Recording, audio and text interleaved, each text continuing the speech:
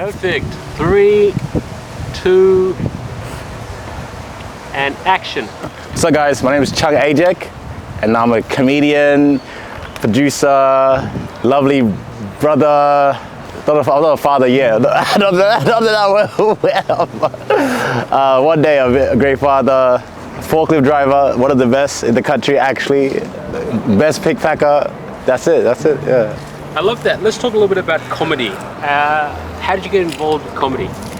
Yeah, so I started making skits around 2019-20, and then one of my mates, shout out to Faisal, he suggested I do an open mic, and you know me, I love a dare. Maybe that year, 2019, I went and I did my first open mic and fell in love with it, man. Like I always say, it's the purest kind of form of comedy where you're on stage and your number one goal is to make these strangers laugh and tell stories or kind of just tell these bits that you've thought about at home that you thought they were funny, and then you kind of just tell them to strangers and you hope they laugh. It's like, I guess it's just such a rewarding feeling once they do find, I guess, your stories or your jokes funny. So once I did that, I was just so excited to just keep getting better. What are the things that made you realize, like, I want to do this for a while? I guess just the dream of maybe one day making a living from my sense of humor. You know what I mean? It's like something I've always kind of used. My sense of humor has been something I've used my whole life, in primary school, in the playground, at church. You know, try to like make friends, just trying to, you know, make my mates laugh. So yeah, I was like, that'd be great. If I made money, you know, making people laugh, that'd be like an absolute dream. When did you know you could make money doing what you're doing? I think I had my biggest my biggest first check that I got was $700 for 30 minutes. And I thought that was the craziest thing ever. I got $700 for 30 minutes of comedy. It was truly a great day because it made me realize, like, if I just keep, you know, if I keep grinding out this comedy stuff and I keep working at it, it's possible. Like, anything is possible. You know, I love the idea of someone's upset and then making them laugh. Exactly. Being involved in that. Tell me another reason why, feeling-wise, that made you feel so comfortable making people laugh and wanted to do it as a living. I realized outside of it just being a kind of financial thing, you know, obviously making a living from it, I think comedy also it gives me kind of a sense of purpose. You know, you can help people, especially during times of, you know, of pain. You know, people go through a difficult time, and a little joke could kind of just make their day. You know, a laugh can really change I guess, their energy. Because I've had a lot of people come to me after shows and say, you know, that was so needed. You know, I really need a good laugh. You know, it's been really tough for me in the last few months. I've lost a grandparent, or I've lost, you know, a friend. So that's like the deeper part about it. I love being able to play my part in making somebody's, you know, week better, year better, even like just the day. You know, you had a bad day, come to a comedy show, have a laugh. You know, just it's so I guess beautiful to be able to do that for somebody. People do because they are good at something naturally. And what I mean by that is, as a comedian, I think comedians are really good at being emotionally intelligent, emotionally aware. For any advice, or just for you, for example, what do you think helped you become a comedian that came naturally to you? And what advice do you have for young people that want to become comedians to maybe focus on, to get better at, if they want to pursue this? What came naturally to help me with comedy, I think my sense of humor was something I had naturally. You know, I do love having, you know, like these kind of inside jokes, or when we have a certain kind of banter with certain people that I built up over the years that I know them. We have our own little, you know, gags, and it kind of just makes our day better, you know. And I feel like my advice for comedians is find a sense of humor that kind of, I guess, comes naturally for you. Because some people have a very awkward sense of humor. I think that's what I have. I do love kind of like using awkwardness for humor. And I think you just need to find your sense of humor that's natural, I guess, for you. You know, some people have like a roasting ability, a great roasting ability, where they can come up with quick, witty jokes about somebody or something. Some people are just really good at, you know, impersonations. Like, I love people who are good at impersonations. That's my favorite comedy, low key. I think, yeah, find what's really natural for you and kind of just work on that if you are gonna start doing comedy. Because once you have something that you're naturally good at, you try to build the fundamentals after that. I think another thing that's very important when you pursue anything in general is the ability to learn to fail and to continue to move forward. How important is failing for you, and how important is it in the comedian's career? I love this question. I think failure, or your relationship with failure, is so important in comedy, but not just comedy, in anything you do. I think my mindset on failure is very similar to yours. I think my mindset on failure is there is no true thing that can kind of be considered failure unless you stop doing the thing. So if you want to, for example, do comedy, I feel like you can't really fail. You might have a bad show, you might have a bad open mic, you might have a bad gig, you might have a bad tour, you might sell really bad, but you only fail if you quit and you never do it again. You know what I mean? So I think I take failures as lessons that I need to learn, and I love failure. I think the reason why I started doing my tour and I kind of eliminated all the fear that was associated with failing was because I embrace failing as, I guess, a necessary part of life. And once you embrace failing as, you know, part of the process, you kind of, I guess, warranted it. You know, I wanted to fail when I did my first gig on my first tour last year, because I knew if I failed now, I could start building on those failures, you know. And there's certain things I might fail this year, certain things I might forget this year, you know, certain things I might, you know, kind of be oblivious to that I'll pick up next year. And, you know, if you look at failure like that, you have a better relationship with it. And you just kind of build up to, I guess, the closest thing to perfect. Another very difficult thing that people might face in pursuing any career, so failure is one of them, finding their purpose. And another thing as well is people around them and how that could very much impact their decisions and choices. How did you stay focused when people were telling you the complete opposite? And how did you just believe in yourself to continue? That's another great question. How did I guess, block out the noise when it came to maybe certain decisions or certain pathway to take in the comedy scene or whatever? And it's a great question because I've had this happen so many times. You know, I've had it happen from the early stage where I just made skits, and there'd be a skit I made and one of my friends would not like it. He'd say, oh yeah, I didn't get it. And not in a malicious way, just he didn't like it. And then I remember I deleted one of these videos, and there was a random girl that I really didn't know. She was like, oh my God, what happened to that video? I love that video. That was the first sign of kind of, I guess, building that confidence to know that not everything will be, I guess, liked by everybody, and that's okay, you know. After that, I kind of told myself not to delete anything just because somebody didn't like it. Didn't mean it wasn't good. Didn't mean that someone else didn't like it. Like, there's always going to be someone who doesn't like it, and there's always going to be someone who likes it. And another thing is, I remember there was a time where I booked a venue that one of my friends was suggesting I don't book for good reasons, you know. And yeah, I booked that venue and it did really well. And I think when I was trying to tell him about it, I realized I couldn't convince him. I had to just show him. And once I showed him, he told me, dude, that was great. The biggest lesson in that really just taught me that they just don't know what you know. You know more than anybody else what you should be doing. And you just gotta believe in yourself. You know, I believed that that was a great venue for me. I did ask for his advice, but you know, at the end of the day, I went with my own kind of belief, and I did really well. So I think, yeah, just try and block out the noise sometimes when it comes to, you know, when you have that gut feeling that this is a great idea, you know, always consider, but, you know, don't make it dictate, you know, all your decisions. I think I got to the point where I'm obsessed with something because I have dates that I have these tours booked 6 months in advance. So there's always, you know, comedy is always thought about.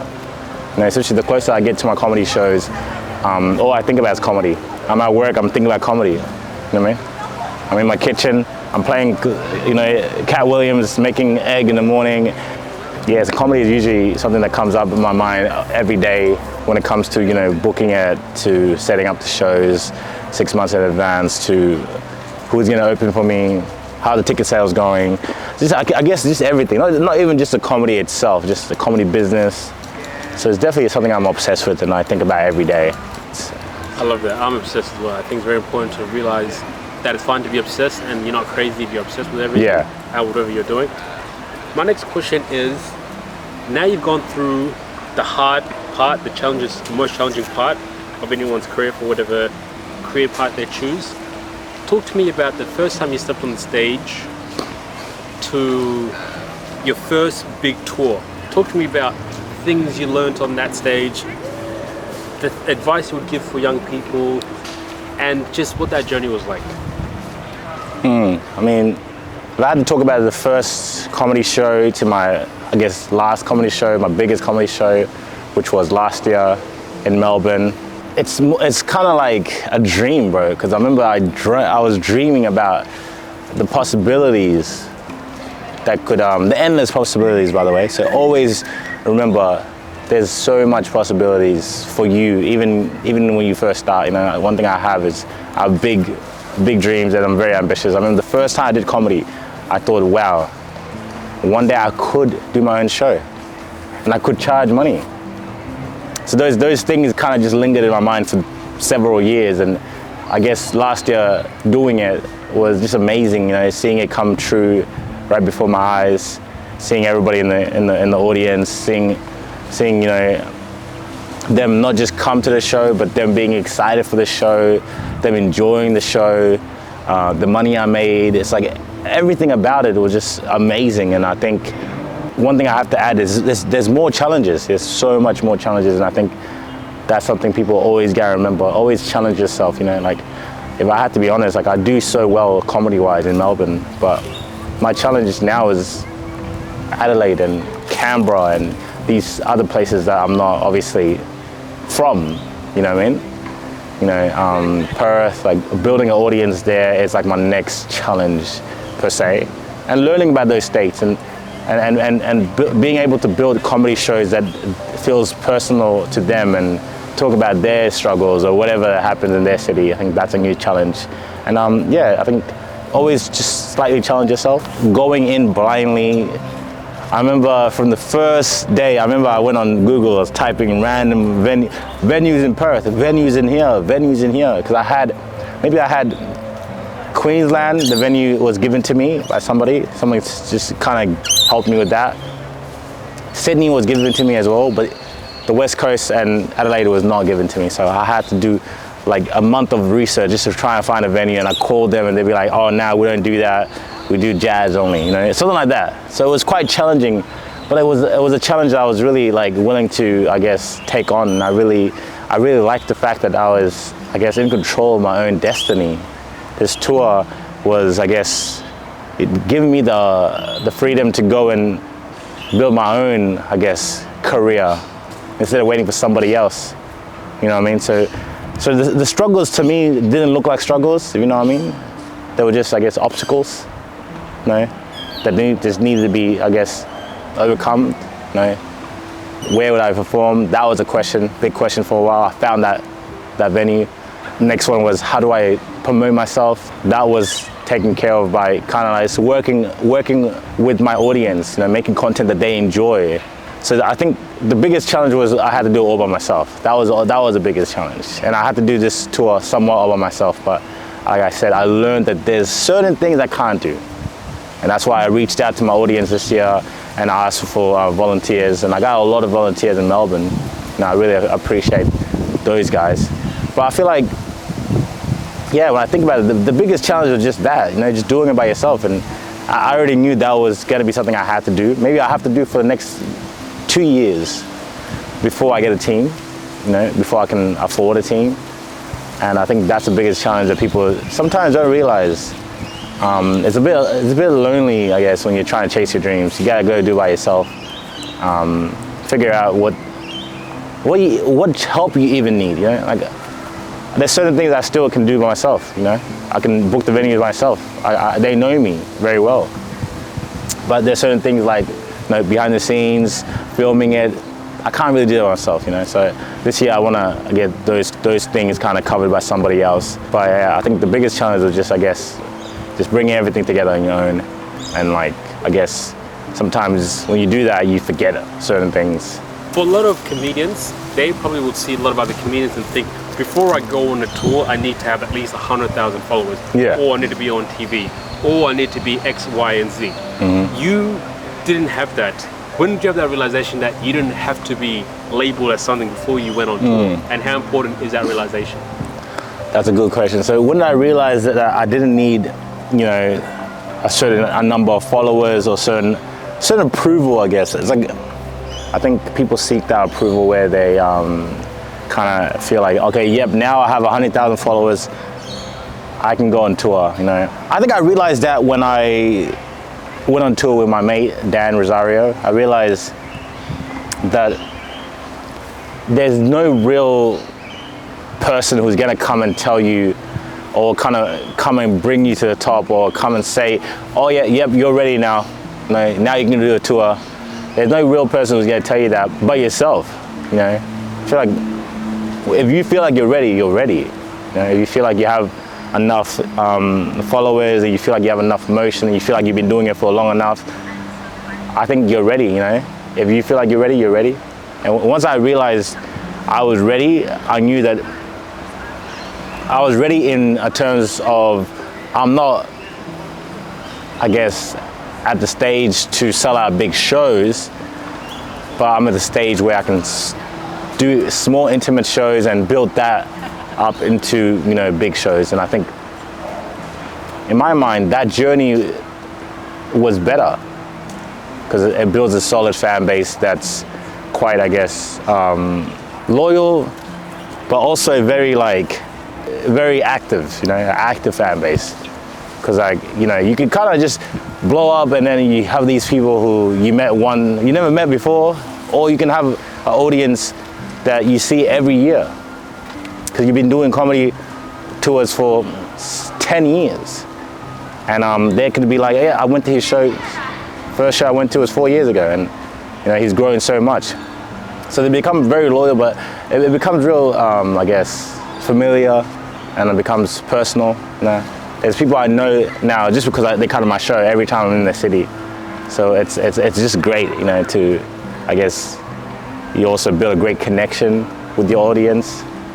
They're not just audience, they're people that you can get a drink with after, and you start to actually build friendships with people.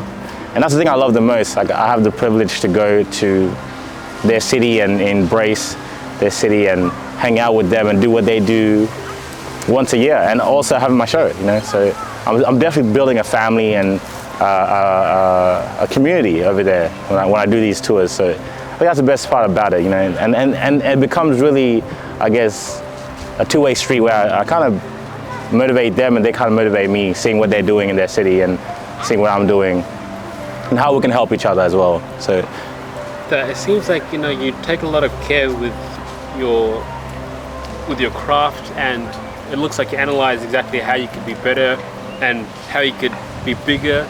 And obviously you've got a new show coming up. Talk to us about your new show. What should we expect? What are you looking forward to? And how we could even come to your show and support you. So yeah, my new tour is very exciting. I think my new tour is slightly a bit deeper. It's called Ain't Shit Funny. So it's gonna be a bit of the things that I think I've faced and I've been through in my life, and all the things that, you know, sometimes we don't like talking about, but we should be talking about. And I think it's what I like about comedy. I think comedy is the best, I guess, vehicle to drive us into these topics. You know, it's a great vehicle to kind of, I guess, get us to a certain point where we're able to maybe open ourselves and be a bit vulnerable, you know. And that's what I love about comedy. It's like you can kind of talk about deep things in a certain way where it's accepted. So yeah, it's gonna be a great show. It's gonna be a great show about, you know, trauma and immigrating and, you know, certain deep things that that we kind of want to ignore, but it's going to be kind of like, I think, wrapped up in this funny story, how a sense of humor and a great positive mindset can get you through anything, you know. Maybe my life has not been the best in the world, but it's like, I think my mindset and my humor will get me through anything really, and I think that's what people gotta remember, you know. Life is not always gonna be, you know, great, but, you know, you can keep a sense of humor and a positive mindset and you'll be all right. You know, I'm starting off in Adelaide on the 7th of May, and we're going straight to Perth on the 8th of May, and then after that I'm going to Canberra. Yeah, Canberra, the first time there, Canberra on the 15th of May, and then I'm going to Sydney on the 16th.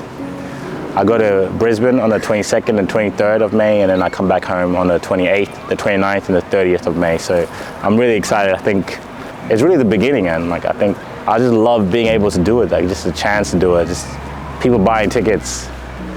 It's just such a privilege for me personally, you know. How does people buying tickets, supporting you, reaching out to you, what does that mean to you? That's a good question, man. I mean, people reaching out to me and people buying tickets and supporting me means a lot to me, because it kind of, I guess, shows that people want this. And also it supports me in building this as a career, you know. I think especially people, you know, especially from our community, you know, African Australians or Sudanese Australians, like sometimes they come up to me and they tell me this, it's a voice, you know, it's a voice for the people that can't speak really. It's like I said, it's a privilege to be able to even be a voice for our community, to kind of tell these jokes, but also tell our stories, and, you know, be in control of our narratives and just be in control of our own media, I guess. So it's like, it's deeper than comedy. It's just, it's taking control of our narratives and our stories, and kind of being able to, you know, tell them the way we want to tell them. I think I would only like to add, the show is really about that, you know. I think right now the cost of living is up, petrol prices are up. I think life is really hard for people. If life is not hard, I think sometimes life will get hard, and I think that's what I really want people to take away from the show.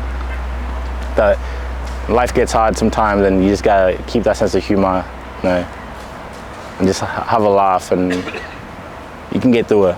Yeah, guys. Like I said, you know, ain't shit funny, man.